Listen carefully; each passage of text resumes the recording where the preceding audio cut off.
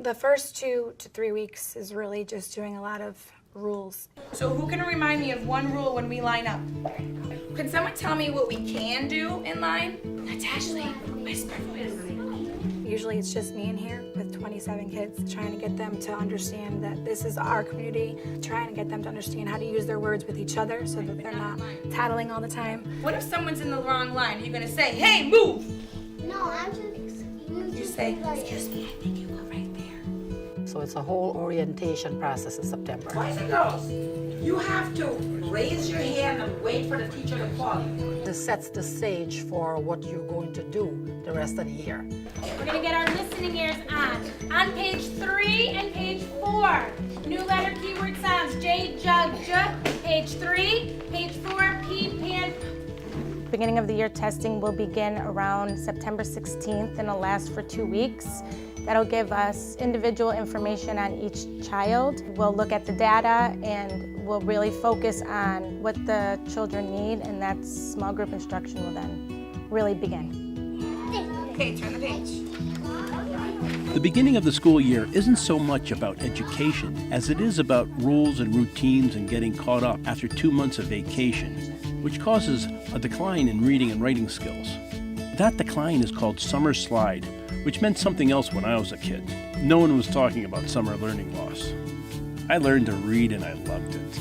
I continued reading over the summer, but nobody over those 2 months worked on my handwriting.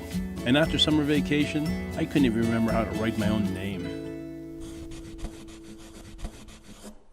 My name's Barbara Wilson, and I am co-founder of Wilson Language Training. We work with schools and school districts to train their teachers in reading and writing. Now these kids have had foundations, kindergarten first, second, and third. So we saw them referencing resources, we saw them managing the materials. I thought there was really efficient routines in that classroom. Yeah. What did you guys think about student engagement? I thought it was great. O-W, snow O. O-W, snow O. This word? O. The next word? Grown, okay. Foundations is a program for K-3, all students, and so it gets everybody off on the right foot with the foundational skills that they need. In doing that, it also helps to identify those students who need more instruction earlier.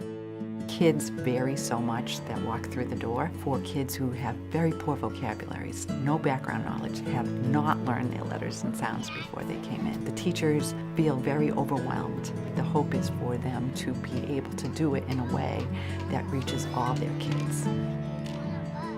Fly under the plane line. Go up to the plane line. And around to the grass line. We use our foundations material, so most of September, it's all of Unit 1. It goes through all the letters, vowels, and consonants. It's phonics based, it's repetitive every day, and it builds upon lessons, and there's reteaching involved for students that aren't grasping it. It's been successful. First grade's not what it used to be. By the end of first grade, they need to pretty much be reading paragraphs. It's a huge growth year. We're really hoping to give the kids what they need to be great readers. Teachers want to know how to help the kids in front of them learn. It is possible to teach kids when they're young how to have very strong, secure foundational skills. It can change the pathway of their life by learning to read when they were young.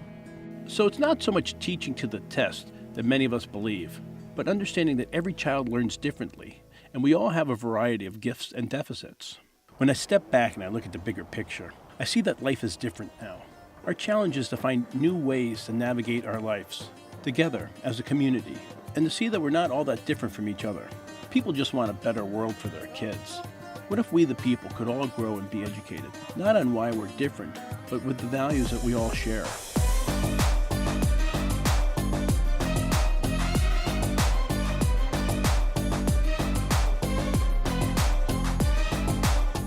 Today is about unity.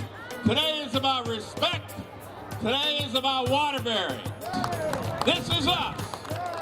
We're as diverse a community as anywhere in New England, but we all love each other, we respect one another, and most importantly, we care for one another.